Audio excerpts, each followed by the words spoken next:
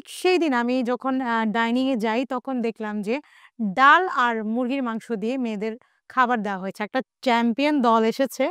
তাকে আপনি নরমাল মুরগি যেমন হোস্টেলে আপনি নিশ্চয়ই হোস্টেলে থেকেছেন স্কুল লাইফে বা কলেজ লাইফে। সেই হোস্টেলের নরমাল মুরগির মাংস এবং ডাল দিয়ে ভাত খেতে দেওয়া হয়েছে। খাবার নিয়ে যে একটা অসন্তোষ এবং আবাসন যে সমস্যা, এই একটা অদৃশ্য লড়াই কিন্তু বাংলাদেশের মেয়েদের ফুটবলের ক্ষেত্রে আমরা প্রায় শুনতে পাই এবং এটি খুবই পরিচিত এটি আগেও ছিল। আগে যিনি ছিলেন তার আমলেও ছিল। এখনো কিন্তু সে এটি বলবৎ আছে। আসসালামু আলাইকুম। মিরপুরে যখন বাংলাদেশের পুরুষ ক্রিকেটাররা ফিটনেস টেস্ট নিয়ে ব্যস্ত, তখনই এক চমকপ্রদ খবর সামনে এসেছে। নারী ফুটবলারদের পুষ্টিহীনতা এবং আবাসন প্রকল্প নিয়ে উঠেছে প্রশ্ন উঠেছে, নারী ফুটবলার কি ঠিকঠাক খাবার পাচ্ছেন? তাদের ডায়েট চার্ট কি ঠিক রয়েছে? বা তারা যেই জায়গায় থাকছেন, সেই জায়গাটা কি একজন ন্যাশনাল ফুটবলারের থাকার মতন জায়গা?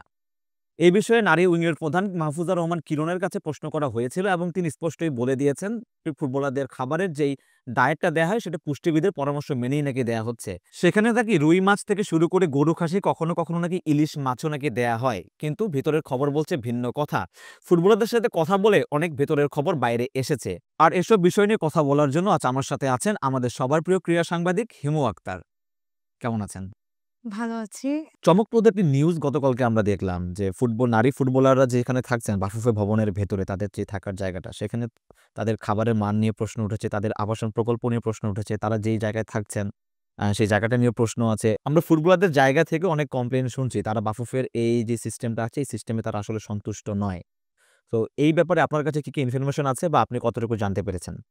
আসলে আপনি যেটা বললেন আমি শুরুতে একটু মার্ক করতে পারি যাই যে কমপ্লেইন ব্যাপারটা। আসলে এটা কমপ্লেইন না। তারা এখনো সরাসরি কমপ্লেইন দেওয়ার মতো অবস্থা কিন্তু নেই। কিন্তু আমরা যারা সংবাদ মাধ্যম আছি এবং তাদের মাধ্যমে যেসব খবর বের হয় এবং আসলে ভিতরে যা হচ্ছে তা কিন্তু অনেকটাই বাহিরে আসে এবং তারা স্পষ্ট না করলেও অনেক সাংবাদিকদের কাছে কিন্তু তারা এই অসন্তুষ্টির কথা জানিয়েছে।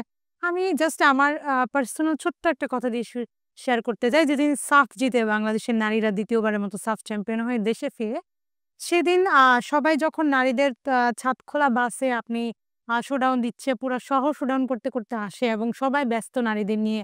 অনেক টাকা বন্ড বোনাসের কথাও ঘোষণা করা। ঠিক সেই দিন আমি যখন ডাইনিং এ যাই তখন দেখলাম যে ডাল আর মুরগির মাংস দিয়ে মেয়েদের খাবার দেওয়া হয়েছে। একটা চ্যাম্পিয়ন দল এসেছে। তাকে আপনি নরমাল মুরগি যেমন আপনি নিশ্চয়ই হোস্টেলে থেকেছেন স্কুল লাইফে বা কলেজ লাইফে। সেই হোস্টেলের নরমাল মুরগির মাংস এবং ডাল দিয়ে ভাত খেতে দেওয়া হয়েছে।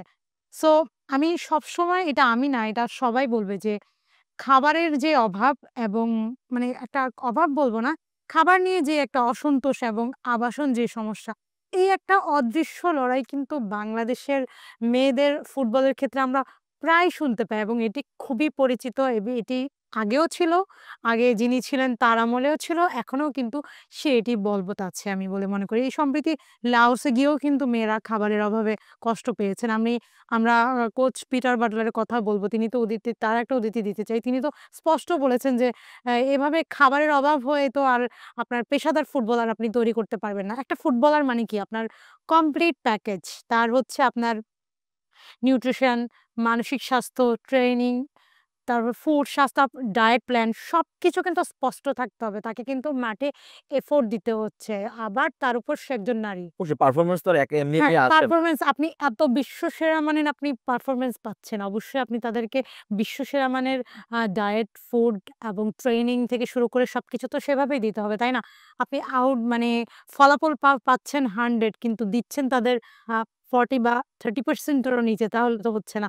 আমরা শুনছি তাদের আবাসন সমস্যা, তাদের আয়ের সমস্যা, ইভেন তাদের বেতন, সুযোগ সুবিধারও অনেক সমস্যার কথা আমরা প্রায় শুনতে পাই। কিন্তু এই সমস্যা আসলে আদৌ কোনদিন সমাধান হবে কিনা সেটা সময় বাংলাদেশের নারী ফুটবলাররা কি ঠিকঠাক তাদের মূল্যায়নটা পাচ্ছে? তারা যে পারফরম্যান্সটা করছে, সেই মূল্যায়নটা কি আমরা তাদের করতে পারছি? আমরা দর্শক হিসেবে বা যারা কর্মকর্তা আছেন তারা কি তাদেরকে মূল্যায়ন করছেন? যেখানে পুরুষ ক্রিকেটারদেরকে এত আধিক্যতা দেয়া হচ্ছে, যে পুরুষ ক্রিকেটারদেরকে বা ফুটবলারদেরকেও এত, এত সুযোগ সুবিধা দেয়া হচ্ছে, সেখান থেকে আমরা কাঙ্ক্ষিত পারফরম্যান্সটা বের করতে পারছি না। নারী ক্রিকেটার বলেন বা নারী ফুটবলার বলেন, এত প্রতিবন্ধকতা পেরিয়ে তারা যে সামনের দিকে দুর্বার গতিতে এগিয়ে যাচ্ছে, যে নারী জাগরণের যে বার্তাটা তারা সমাজের মধ্যে দিতে পারছে, সেই বার্তাটাকে আমরা কতটুকু ধারণ করতে পারছি সেটাও কিন্তু একটু চিন্তা করার বিষয় দর্শক হিসেবে এবং আমরা যারা সংবাদকর্মী আছে তাদের জন্য। দর্শক, আজকের মতো এ পর্যন্তই। আগামী পর্বে নতুন কোনো বিষয় নিয়ে আপনাদের সামনে হাজির হব। আল্লাহ হাফেজ।